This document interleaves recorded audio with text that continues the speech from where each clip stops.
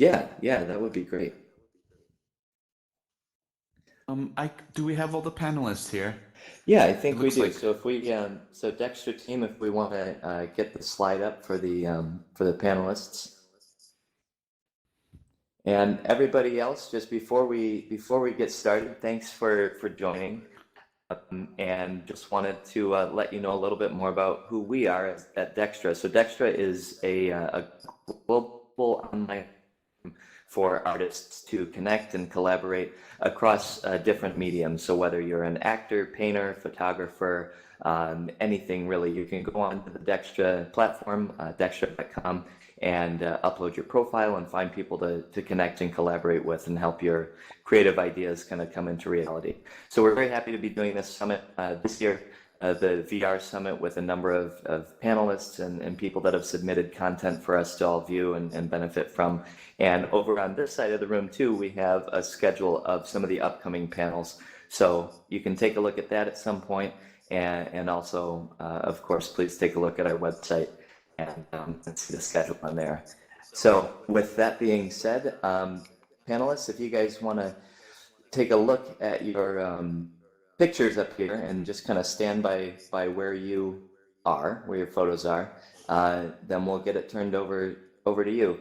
Everyone else, one more thing that I just want to say is please keep yourself on mute while we're going, just so we don't have any echoes or anything like that during the panelists speaking. And then at the end of the time, or as we get in a little ways, we'll have a Q&A session as well. So you should see down on your menu on the right an ask a question button. So hold off on that for now, but later on we'll do some Q&A and everyone can have a chance to ask some questions. So with that, I'm going to turn it over to our moderator, Jonathan Neferetti. awesome. And again, panelists, please make sure that you're on air and on megaphone, and maybe everybody can just kind of introduce yourselves real quickly, and then Jonathan, you can take it from there. Yeah, so Thanks. thanks, Evan. I think what we'll kind of set this up, we can kind of do some introductions in a minute, but for the most part, what we're going to be talking about for this session is storytelling in VR. And the engagement around that. So what we've been seeing a lot in the industry is how things have been moving away, or not necessarily moving away, but changing kind of from these linear storytelling and story framing, and now kind of iterating new ways of creating what we would call, just like what we're doing now, is story living.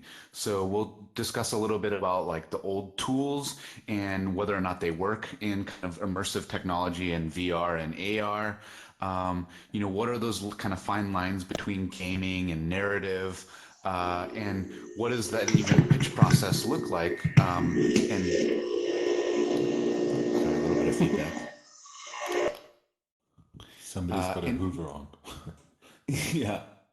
And how really is this all just differing from traditional media and traditional storytelling? And we have like a great panel of folks here who can kind of give us some insight in what their experience has been. Some of them have been worked in like traditional storytelling before, or media, and like how that transition has worked and what that looks like now. So without further ado, we can go down the line, starting with you, John. If you want to introduce yourself, a little bit about your background, Yeah, and we can kind of start it off with that. that sounds great. Well, I'm glad to be here this morning, and thanks everybody for coming, no matter what time it is in the part of the world that you're in. My name is John Booker, and I'm a cultural mythologist and writer. I'm a producer and director. I'm a media creator in essence, and I've spent the last decade working in traditional media, in story consulting and writing for film and television, and teaching those concepts. And a couple of years ago, when the sort of the second wave of VR, really got going, I got my hands on a DK1, and I really determined, wow, I think VR is going to make a go of it this time. I think it's going to really have impact on a mass scale. And so I determined at that point, for me, the best way to really go deep on something and learn about something is to write a book. And so a couple of years ago, I started writing a book called Storytelling for Virtual Reality.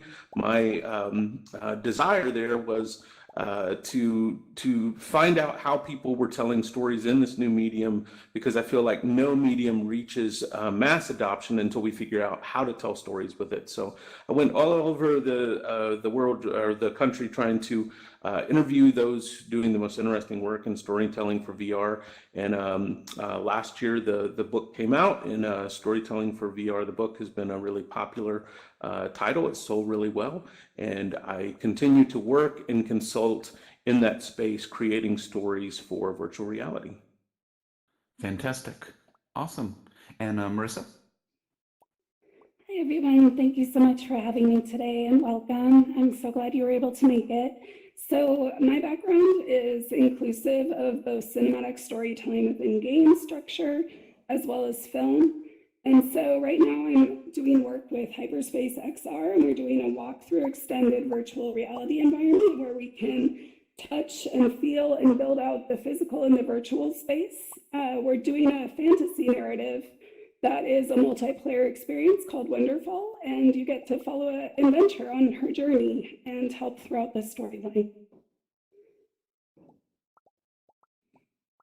Great. And Jeremy, if you can introduce yourself as well. Hello, everybody. Can you hear me okay? We good? Hi, my name is Jeremy Casper, and I am the co-director at the Los Angeles Film Studies Center. I've been teaching film there for about 11, 12 years now. I'm classically trained in cinema. I'm a lifelong filmmaker, a lifelong lover of special effects and animation. And to be honest, I'm relatively new to the world of virtual reality. It was just within the last year that I put a virtual reality headset on for the first time.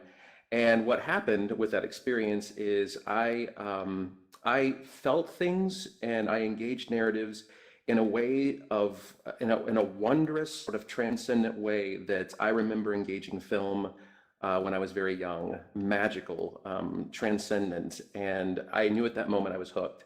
And so I've been working the last 6 months on creating my first VR narrative, which hopefully will be premiering next month. It's a 13-minute short narrative experience.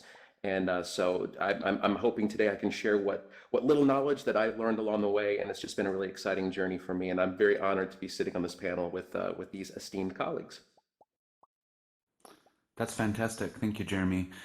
So as you can see, we kind of have like a nice breadth of panelists. Everyone, who's been in the industry, starting in traditional storytelling, have evolved into kind of immersive storytelling, or even kind of this like extended reality with walking and touching and multiplayers and everything like that. So we have a good gamut of individuals who can kind of provide an expertise or their thoughts, even if they're just starting on a little bit more about how storytelling can work in VR and AR, and then really trying to figure out and we can discuss this over this session on, how it can apply to maybe what you guys are building, or any of the creators out here, or people who are looking to get into the space.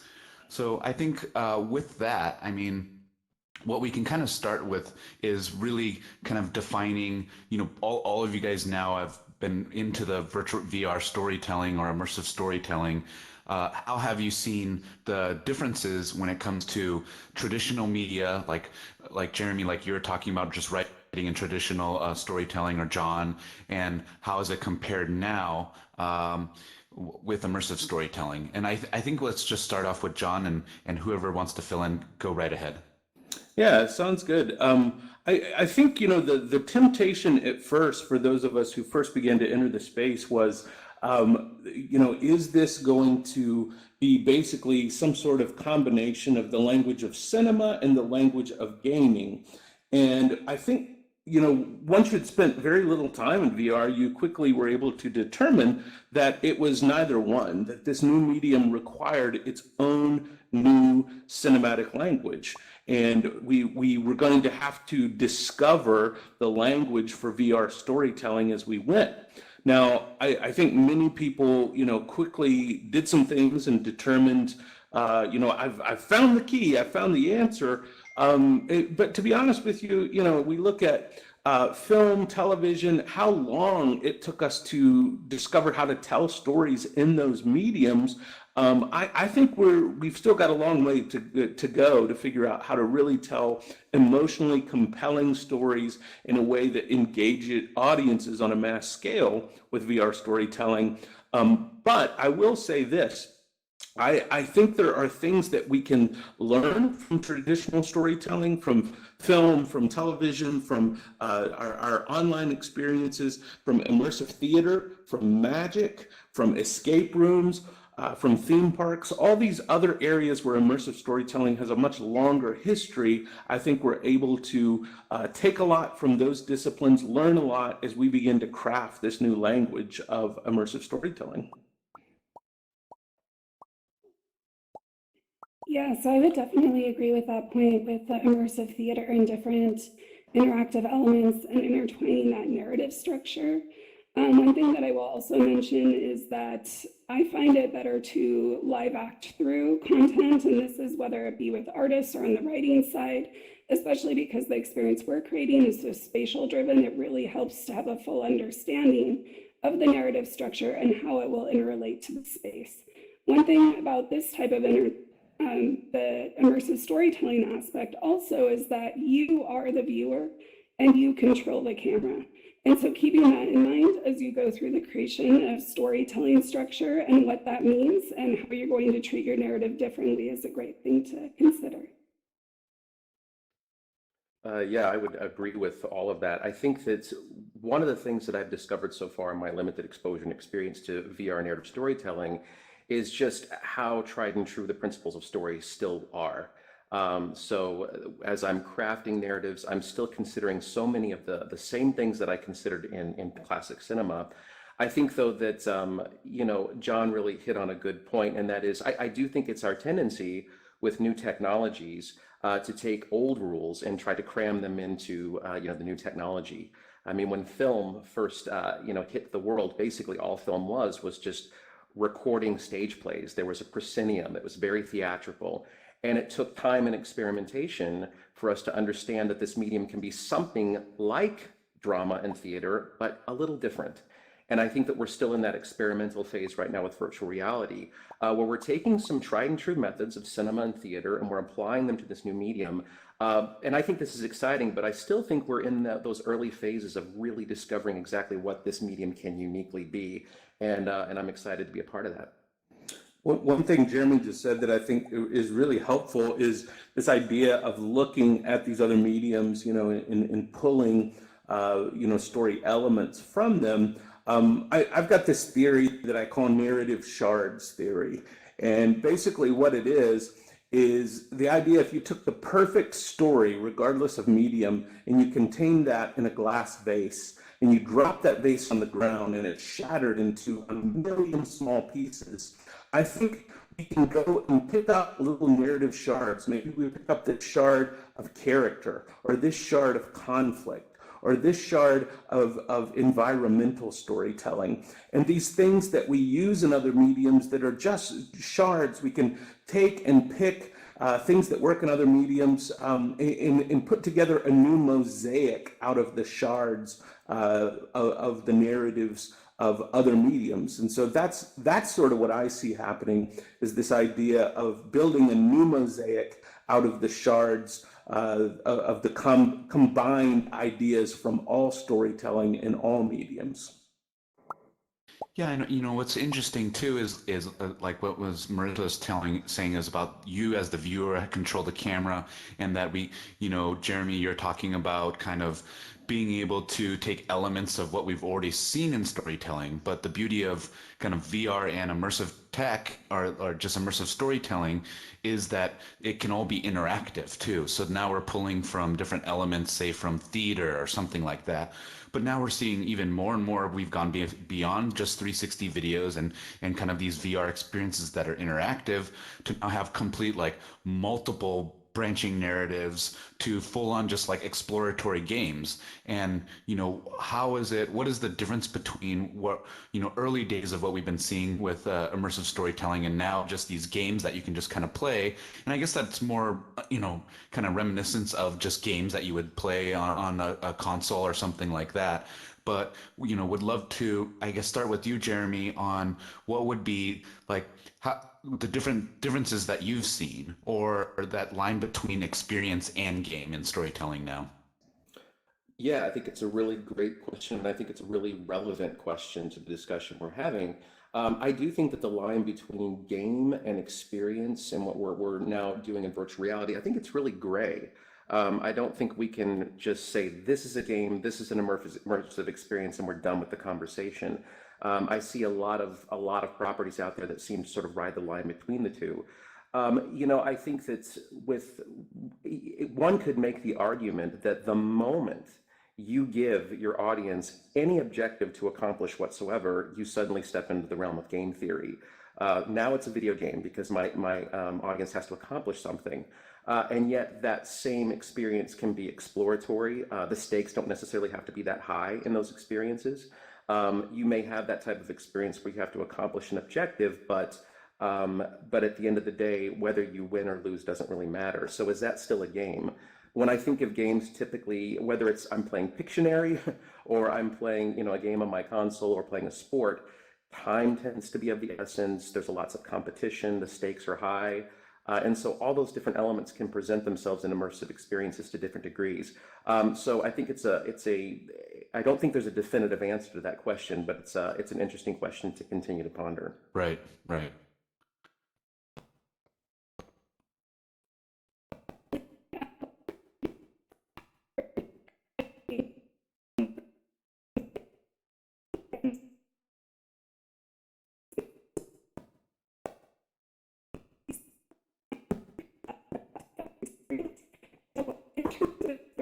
Storytelling, items that you can add that can enrich the user's experience, and also keep in mind the breadth of interest of gameplay type, combining the story.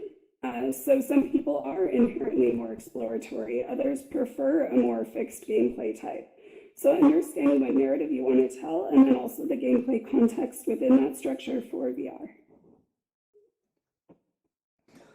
I really Fantastic. like what John, Marissa's. Oh, sorry. Go ahead. I was just going to say I really You're like fine. what Marissa was saying there, especially about multi-sensory experiences and them being multi-layered. I think this.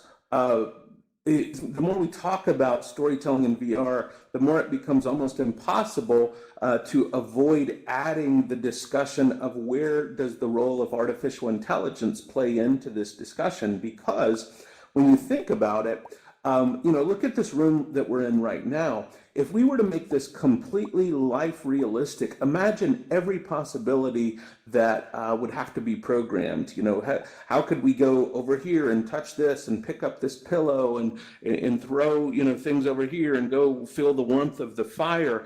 It would literally take all the programmers in the world just to make this one room completely life realistic. Well, obviously, we're not going to have those kind of resources for any one experience. So we're going to have to rely on artificial intelligence in order to create more realistic storytelling experiences. And that has ups and downs, and that has ethical concerns and things we're going to have to examine.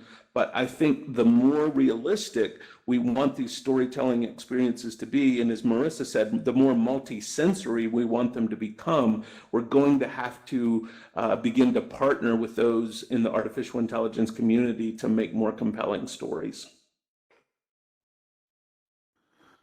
Totally agree.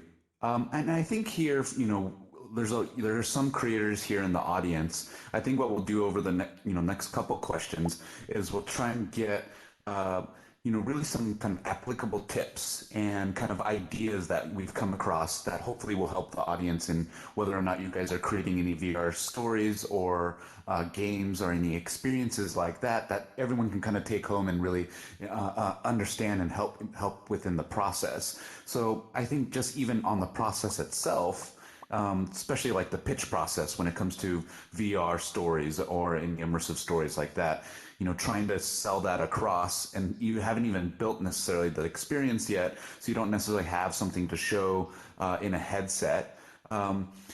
John, and we can start with you and kind of go down the line, but what does that really look like? The pitch process for immersive content and compared to traditional content, and do things change? Like, is there if I'm doing an immersive film, is the table read different, or do the storyboards change, or what does a script look like for immersive storytelling? How do you even do like shot directions or camera angles and things like that, and how do you show that to a director or show that to a producer or someone like that and kind of get on board? Would love all three of your thoughts. Yeah, those are really, really great questions. Maybe I'll address the pitching question, and then I think my two co-panelists here, I'm sure, have a lot of great things to say about those other items because they're super important. I think with pitching immersive content, one of the things I've found in pitching this sort of content is the first thing I do is go back to the basic rules of communication and determine the purpose of what I want the experience to be.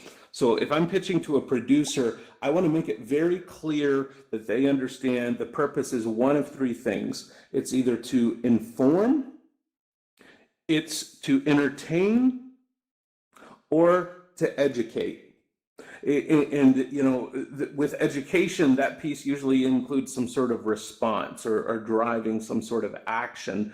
So I think when you can determine that of what you actually want the participant in the experience to do, the producer begins to understand when you explain the rest of your idea whether or not this idea is going to effectively accomplish that goal. So determining first, what is it that I want the participant to come out of this with? What is the primary goal?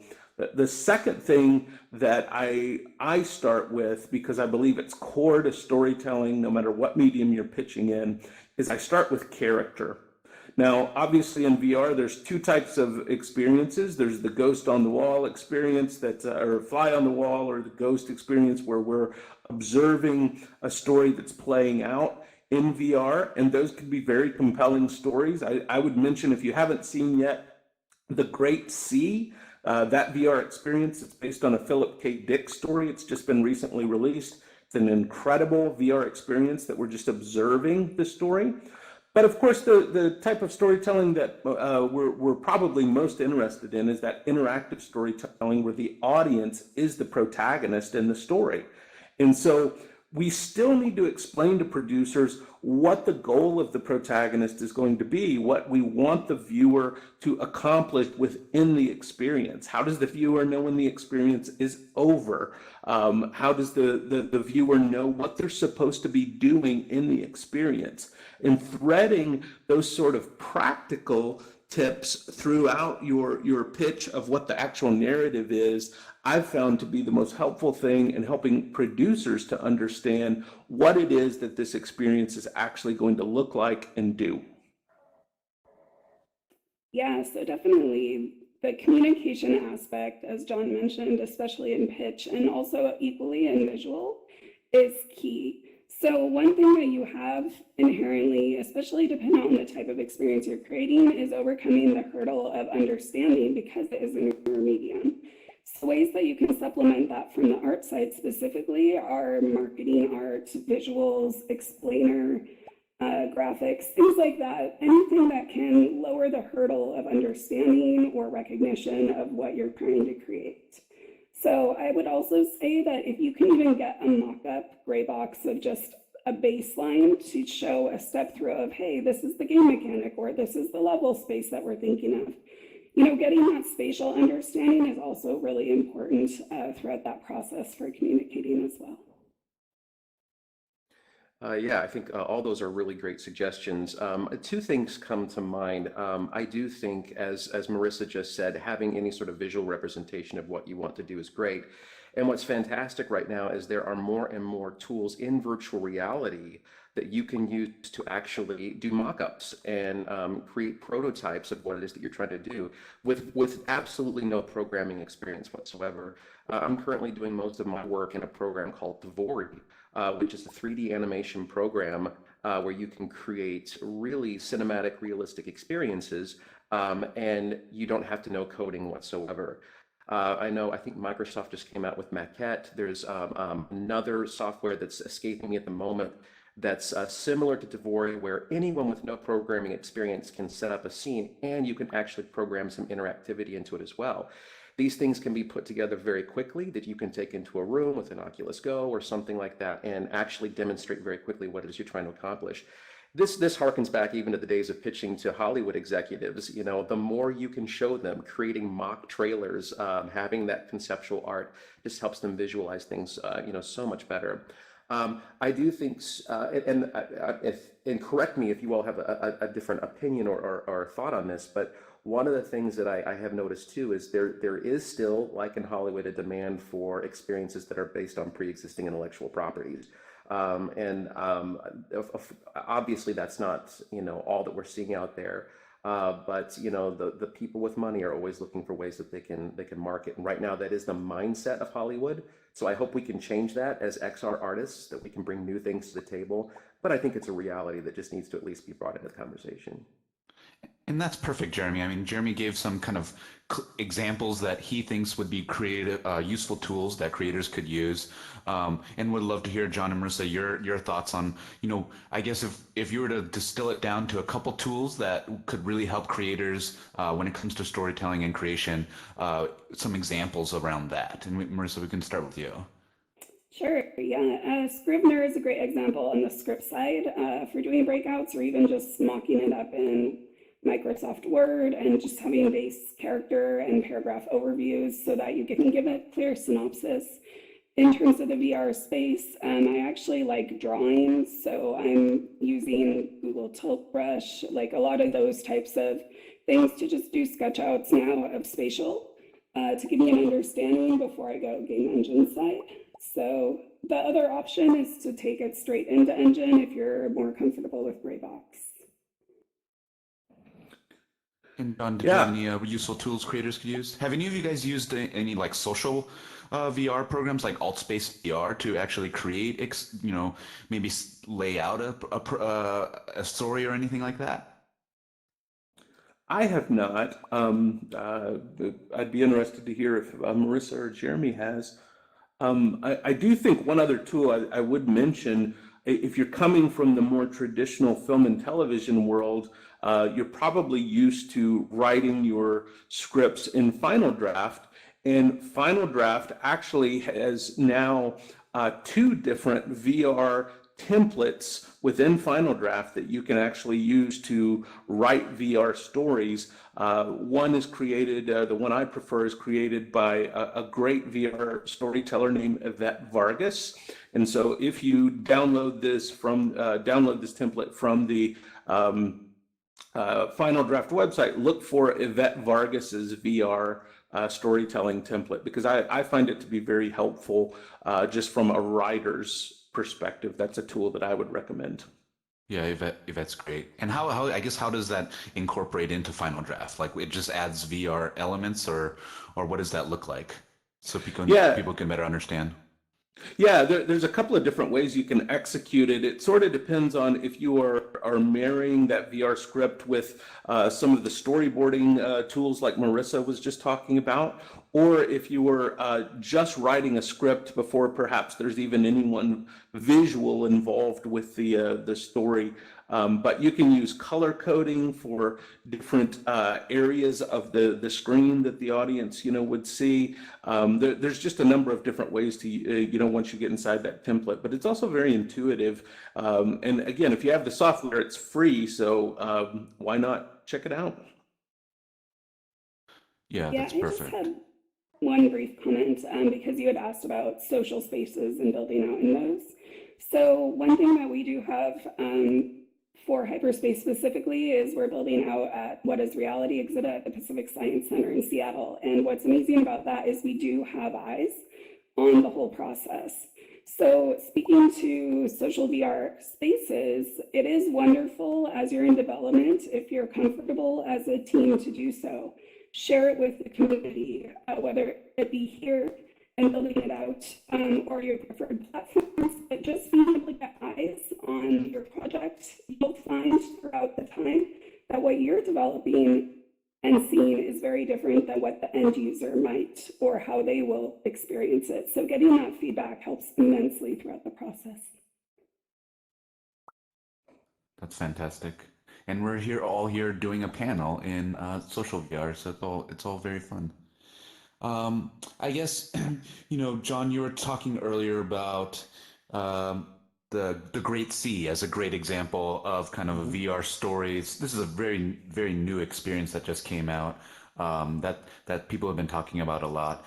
And, I'd kind of love to start, and for everyone here, what would be some examples of well-written pieces or really good uses of storytelling within XR or VR or AR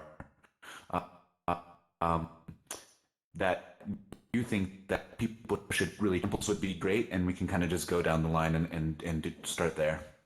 Yeah, absolutely. One of the experiences that I find really compelling and really well done is actually more of a 360 experience, but I think it just opens possibilities even to 360 storytelling. And it's something that the cable channel TCM, Turner Classic Movies, contracted and has available on their website. And it's called Noir 360 Alley. And it's basically you're going into a detective's office that's a very noir crime world, and you're following this detective through the process of solving a case. And it sort of accompanies a lot of the noir films that they have available on TCM. And I just think the storytelling is really well done. I've met the creators in Atlanta that were responsible for it, and they are people that really value story.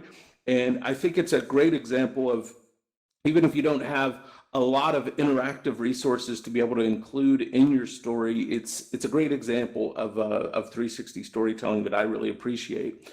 The other thing I would mention, and it may be a surprise to mention this in a panel on VR storytelling, but I think if we're looking at the concept of narrative shards, Beat Saber is full of narrative shards, actually, and because it's such a fun experience, Beat Saber, I think, has been a greater evangelism tool for VR than almost any that we've had thus far, just because people have such a good time playing Beat Saber. And yet in Beat Saber, we have this idea of a character, and we have this idea of a goal and some conflict and different, environmental storytelling elements and the role of music. And I think there's a lot of cinematic principles and narrative principles in Beat Saber that are not necessarily aiming at one narrative goal, yet and still incorporate a lot of narrative shards in order to give the audience an incredible experience. So I know that may be some low-hanging fruit for the VR community, but I do think it's one of the best experiences we have to show people the potential of what VR can be. Yeah, absolutely. Beat Saber also has the longevity aspect, which is fantastic. So on your note about Beat Saber, I think also actually Job Simulator has a lot of narrative, even though it's, very specifically targeted, but it obviously has a lot of stick throughout. One that I've been playing recently that I really have been impressed by that is somewhat age specific, but the Blade Runner, the new one that's come out recently, because no spoilers, but the way that they set up the narrative structure, you have a lot of transitioning throughout the whole entire narrative to different points of view. And so I think that provides this really positive dynamic shift throughout the whole storytelling process that's been a real treat.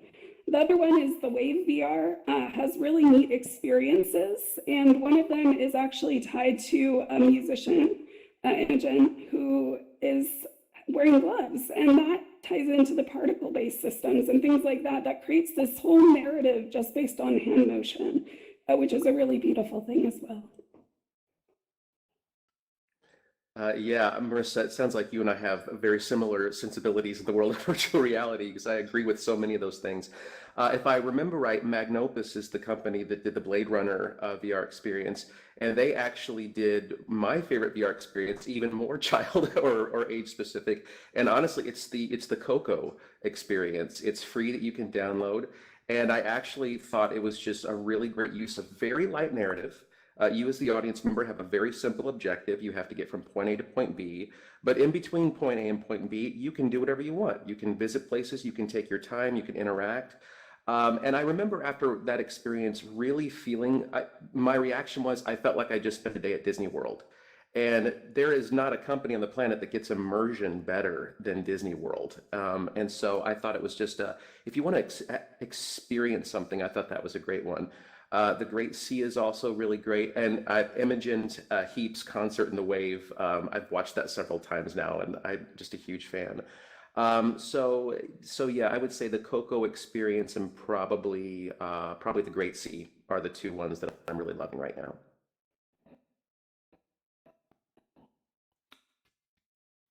I Yeah, also those just remembered the breaking the hours or imagining the hours. oh, yeah, I'm Anybody? not quite sure. We'll open it up to audience participation in a couple minutes here, but I just wanted to add, I mean, I think those are all great examples. And, you know, if you have access to all those, definitely check them out. I think one experience that I tried, you know, a little bit ago that it's impossible to have access to was this whole Bjork music VR experience. And they had that here in Los Angeles, and it was like, you know, multiple experiences, and you would go from room to room, and you were almost like ushered in through like a concert, and it would kind of just keep getting weirder and more interactive and more experiential, where eventually you end up in like a vibe, and there's like full on stuff happening. That was a really nice way to kind of put it all together, but that I don't think that's ever really been open to the public unless you bought tickets.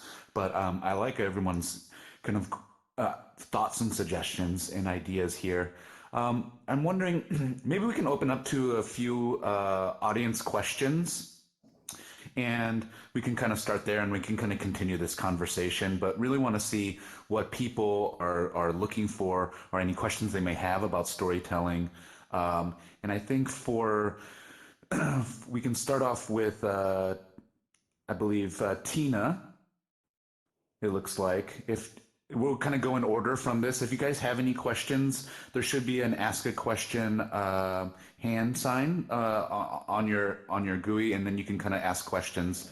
But if Tina's here, you're open to ask a question. I believe I just clicked that correctly. Yep, Tina, you might be muted too if you're trying to ask a question.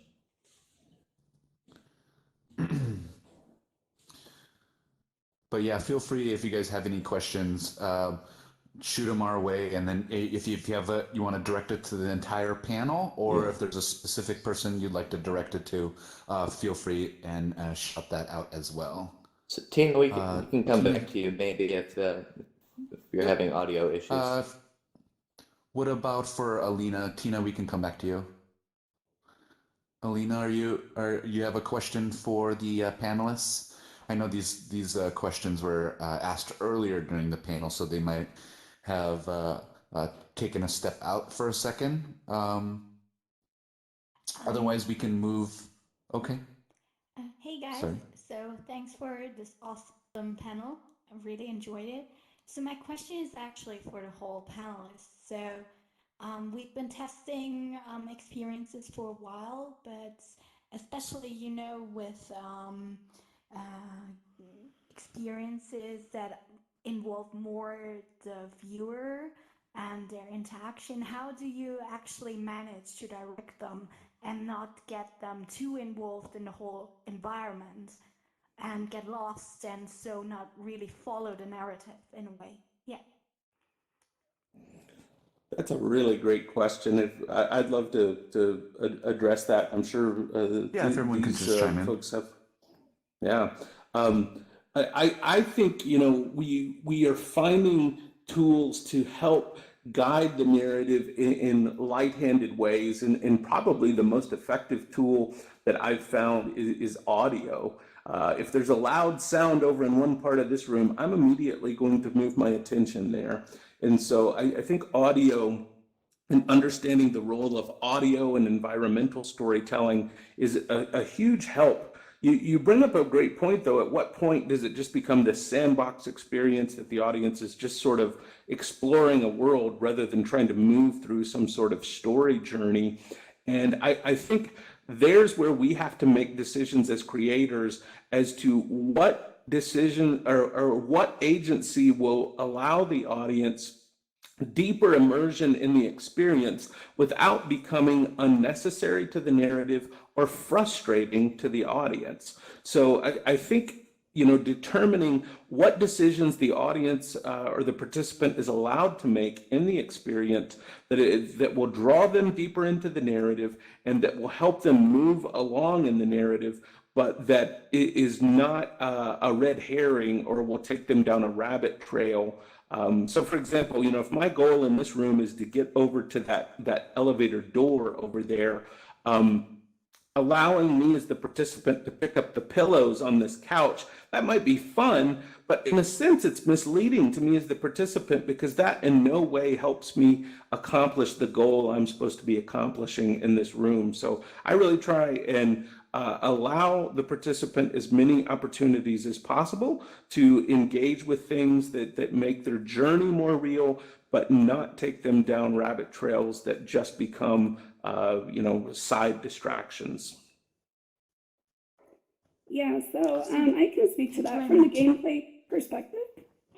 So I actually tend to treat it more like a level design exercise. So you can use items such as lighting, visual effects, color, texture. One thing, for example, Uncharted is great at is, you know, wherever they want you to jump, or even the Tomb Raider games, you know, they'll change the color.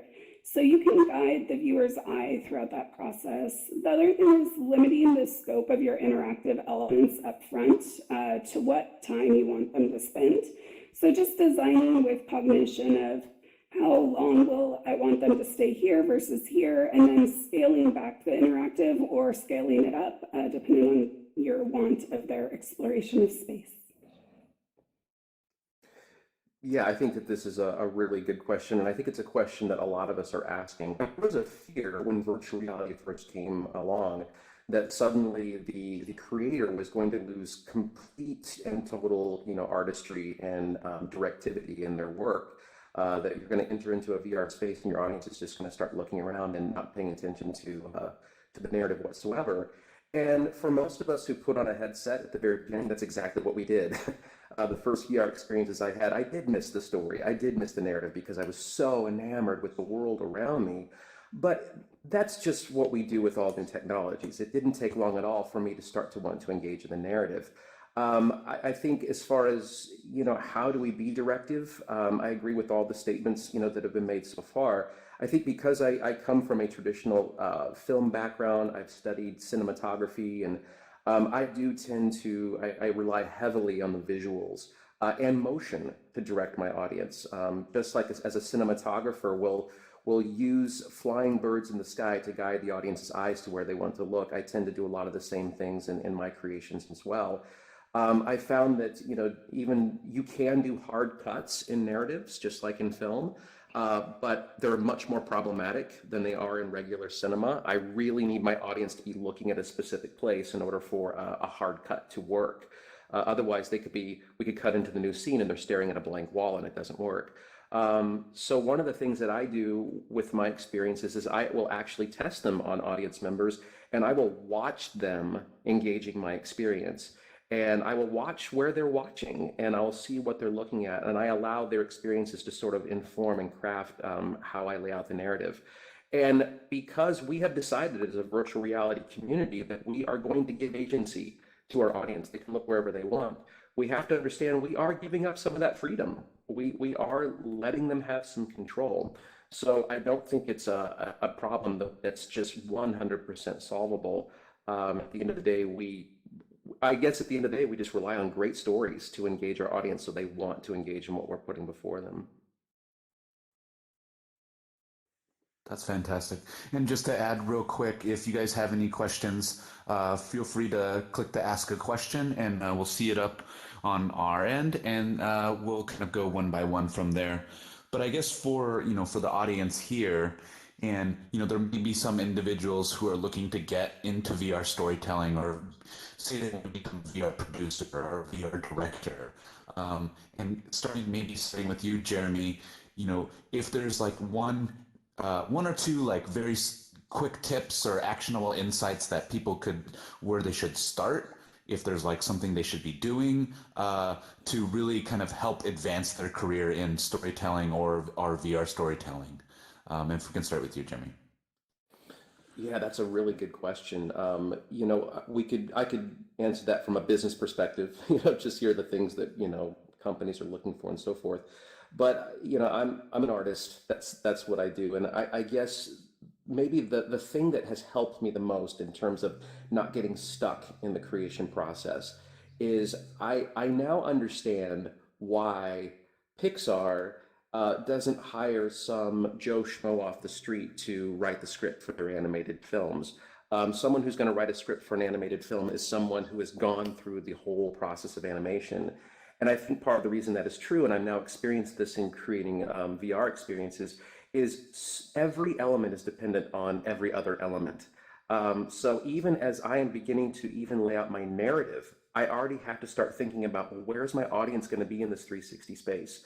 What is the interaction going to be like in the room? Do I have enough physical space in the room for the action to take place? And so that was probably the biggest lesson I learned in my experience is there's literally no element that isn't dependent on even the very beginning initial concept. So I guess the advice I would give is more creative advice than just necessarily professional advice, but it's never too early to begin plotting out every element of the experience. You really kind of start with it all at the very beginning. Great. Yeah, so to follow up on that as well, those are fantastic points.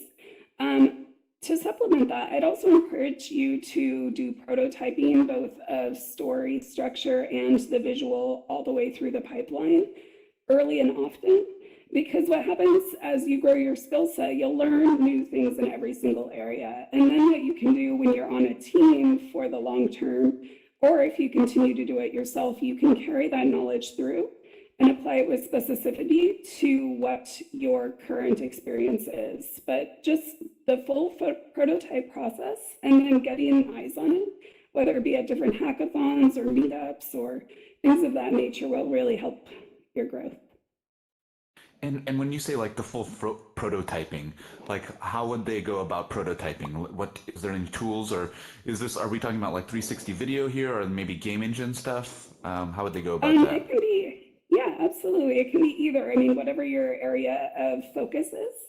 For me specifically, I'll use the platforms that are available. I'll also work on teams and with an engineer. But Unity or Unreal or even social VR spaces, a lot of times now you can build out these experiences that will then carry through to the user side, so you can get it eyes in front of people. You will have some technical issues that you might come up with, so if you need to partner with someone or reach out to ask questions, usually people are very amiable to that as well. This is Evan. Let me just jump in real quick. Just wanted to say that we are broadcasting into an overflow space too. So just again, making sure you guys are on air. I think you all are. But and then on the questions too, I saw that there were some other people on the audience questions earlier. You might have dropped off that list. So if anybody does have a question and is having any difficulty with that, feel free to just send up a hand emoji or something, and I can keep an eye out and we can be sure that you can ask your question. Thank you, Evan. I just had one thing I wanted to add really quickly, just to build on something Marissa said. She reminded me, right now, because the world of VR and a lot of the creators, it's still a relatively small world.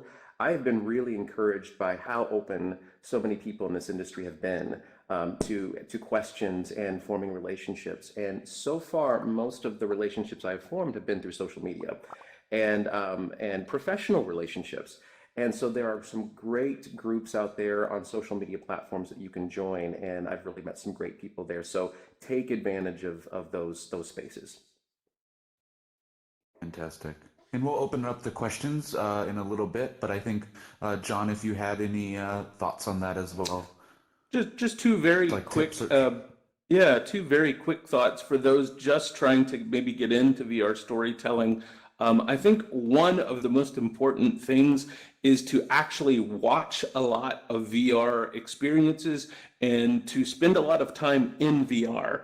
One of the things I notice is I encounter a lot of people who are already trying to work in the space without having really spent much time at all in VR or tried all the experiences, that are available and out there. So I think that's a good start, is to put your foot forward into the landscape and really try and see everything that is out there right now.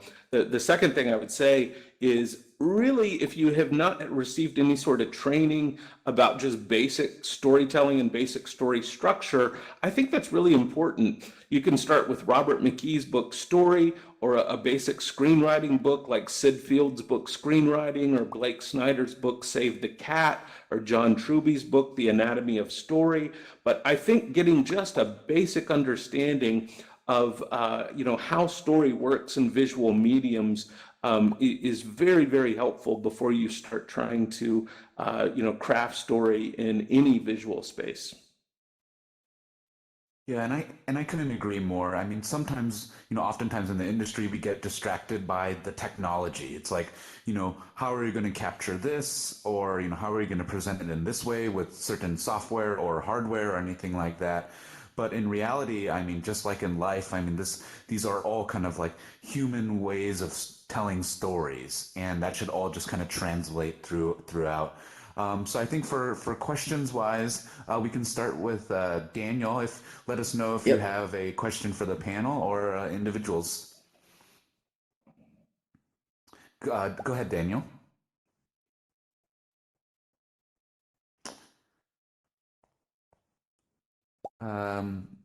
Daniel, we can come back to you. I can. So Daniel, you might be on mute. Also, Alex. Oh yeah, there we go. Oh, there we go. And Alex, we'll get to you next. Sorry about that. Thank you very much for taking my question, and I've been listening to your comments with great interest. I had a thought about something one of you said about kind of prototyping and trialing things, and I wondered whether any of you were aware that people are kind of doing theatre in VR, either for its own sake or as a way of trialing it. So imagine this place is a stage and we all agree that there's a script and we act it out as a way of seeing how it would work. Has that been done? That was one. And my first question. The second question is, I tried an experience called the Burj Al Khalifa, and you have to escape from it. And it comes with an audio guide, and I loved the audio guide. So it was like almost like my internal thoughts were guiding me through the experience. There was an inner voice that I thought could be quite effective as a medium for storytelling in VR. Thank you. I would love to speak to one of those things if it's okay. First, just real briefly, I also have tried the Burj Al Khalifa, and I was in Dubai earlier this year, and that is an incredible experience, Daniel. So thanks for mentioning it. I think the way they use audio is amazing. But I would like to call people's attention to, I think, one of the most exciting spaces where theater is being brought into the VR space is something that happens every year, and it's called the Hollywood Fringe Festival. This last year, it takes place in the spring. This last year, they had more than 15 different VR experiences, and several of them were bringing theater into VR space. One was using Shakespeare and creating Shakespearean plays within a VR space, just like this one that we're in. And it was incredible. It was really engaging. So I think it's being done more at theater festivals than anywhere else. There's another theater festival actually in, I believe it's Toronto. I think it's the Toronto Fringe Festival that is a theater film fest that's also doing incredible things with VR and theater. So just if people haven't checked those out, it's a great place to see the combination of those two disciplines. Thank you. Yes, so from my background as well, I mean, we've actually worked with theatrical build-outs, so we've really been able to connect with elements of that community, and especially building out the physical space in particular. But I'm very much looking forward to seeing that element brought in. We see it a lot within the music space right now, and so I'm really hoping to see more of it continue within theatrical and theater space as well.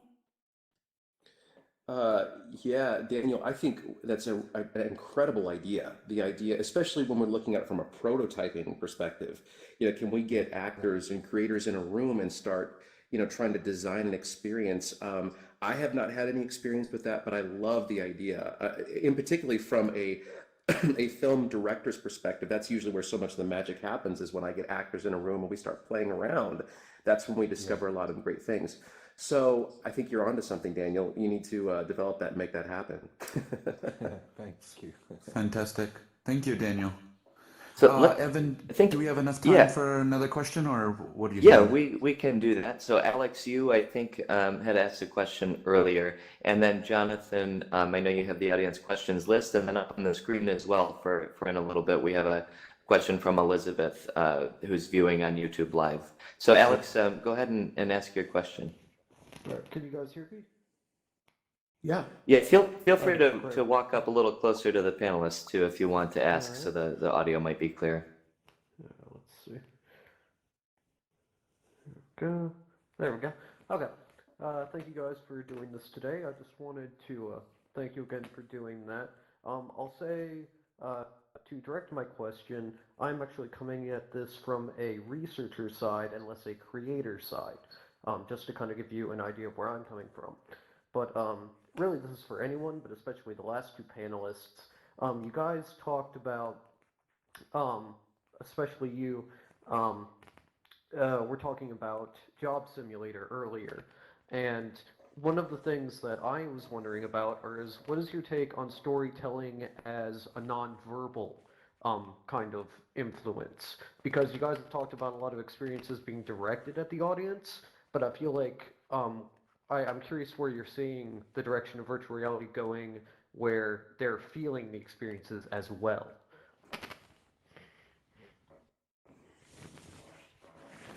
Why is everybody looking at me? Wow, that's really another great thought. One of the things that, sort of on an unrelated note, but one of the things that I'm trying to do in my experience is taking into consideration, and I think this is something we all have to take into consideration, is that the boundaries of language are something we can transcend with virtual reality. So what I'm trying to do in my experience is not rely too heavily on spoken word to guide my audience through the experience. For that reason, just knowing that an English-speaking audience is actually going to be a very small part of my audience. So it does force me as a VR creator to once again go back to some of those basic rules of cinema, and am I communicating story, emotion, tone, and feeling through the images and the interactions that my audience are having, within the experience? How to practically do that? Can I give you some handles and say, here's exactly how you do that? I think we're still figuring that out, but I know Marissa is going to have a fantastic answer to this question, so I'm going to turn it over to her. All right, thank you. Yeah, those are very great perspectives. So we do actually work with voice actors, but we specifically have a touch element and a multisensory element to our space as well. And so just bridging that narrative divide and putting a lot of the messaging, for example, like one question I had to ask, because we have magic realism based in our experience is, what does that magic smell like? What does that create? How does that connect to people? And one other comment is just bringing down the layer of defense, or not defense, but like the barrier getting into VR, because not everyone who tries your experience is going to be straight away having used VR previously. And so understanding how to get them into a smoother transition, and research of human behavior and cognitive functionality is huge as an aspect of how to really make sure that they can be immersed and not leave that immersive spectrum. Right, thank you. I appreciate that. Fantastic. Thank you, Alex. Great. Appreciate it. So question- Elizabeth Thompson from YouTube asked, can you say something about the differences between documentary, 360 VR storytelling, and more interactive approaches? Great. Do we want to start with you, John? Absolutely. I think in some ways these are developing into two really distinct art forms. And I think that's really exciting because I think they're two different possibilities for storytellers. And I think they're two different ways of telling stories. Yesterday, we had an incredible panel where we heard Ted Schilowitz talk a little bit, who's the futurist at Paramount. And Ted has a theory about this, what appeals to 360, storytellers versus what a documentary 360 storytellers versus what appeals to more interactive storytellers. And Ted's theory is that it greatly depends on the audience for the experience of their age. Ted's theory is that, people who are college or under have people all day long telling them what to do and where to be, and there's very little agency in their lives. Where older people like myself, all day long, I make decisions and have to employ agency. And at the end of the day, when I get home, many times I don't want any more decision-making possibilities. I want a 360 experience that's just going to tell me a story. I don't want to engage and participate in the story. I've done that all day. So I think, the approaches are very different because the audiences for those two experiences in some ways are very different. But I think they're two different ways of telling a story that we could have a separate panel in each one of those because the storytelling techniques for each one are very different. So John made a really great point. One thing that I'd like to bounce off of that is, that is a part of what narrative structure you're choosing for what genre as well, because the minute you go into fantasy or other things that you can't do in reality, I think you extend that narrative structure to walk through and interactive a lot more.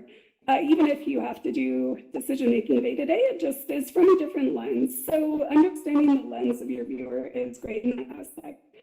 I love both mediums. I've been at the Gates Foundation, had a wonderful documentary for educational health in other countries. And one thing that I will say that's a lot more important for that specific medium is just the 360 and audio. Spatial audio becomes so huge in guiding the eye, especially if you're not dependent on tech and text.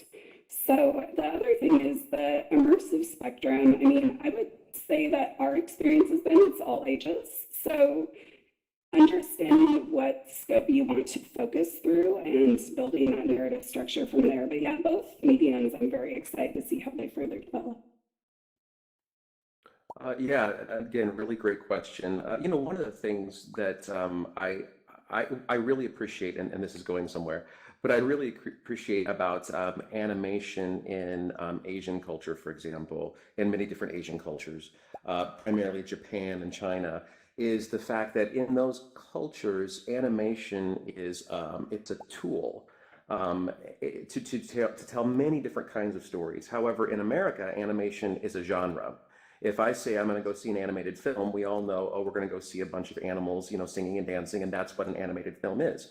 But in Japan and China, that's not the case. You could go see a horror film that's animated. You could go see a drama that's animated. And I think that if we're not careful, we can fall into the trap as VR creators in saying that, well, what is VR? but VR has to fall into this one definitive, solution. It only can be these things. Whereas I think that VR is a tool that we can use in 360 storytelling. VR is a tool we can use in interactive immersive experiences. And so I think that it's really great to really start with the genre of what you're doing. So if you're telling a 360-degree documentary, you can rely on some of the tried and true tropes of historic documentary storytelling, and then ask yourself, how can VR and the 360 experience emphasize this later? So I would just add, let's look at VR as a tool that we can use across multiple disciplines. Fantastic. Well, All thank you, right. everyone. I think we had a bunch of questions, but we're going to kind of wrap it up here.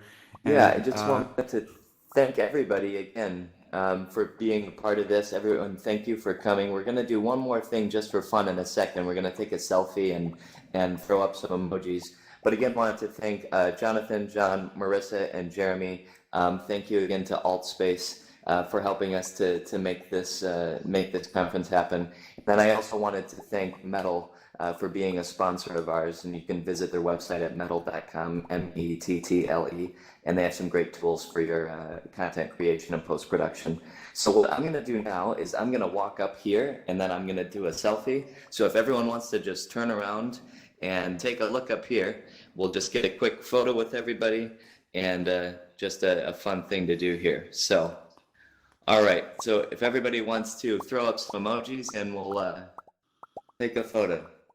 All right. Great. Thanks everybody so much. Feel free to mingle in here. This space is open for the entirety of our summit, and please take a look at our schedule. I know Colleen Flanagan and we had some other people in our audience today that are going to be speaking throughout the weekend. So thanks again, and enjoy the rest of the summit.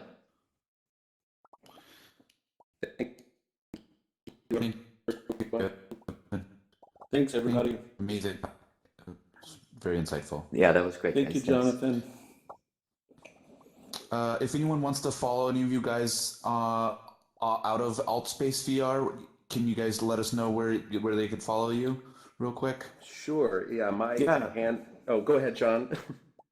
No, please, Jeremy, go for it. So my handle is at Jercasper, JERCASPER, and that's pretty much across all social media platforms.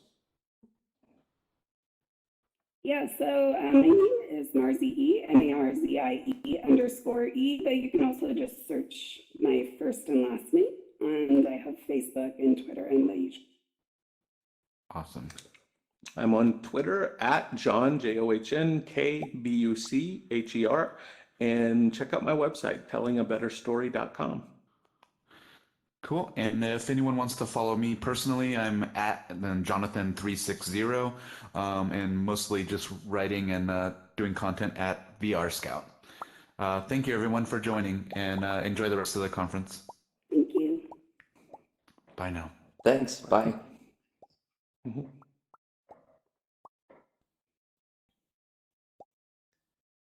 Hi, Colleen.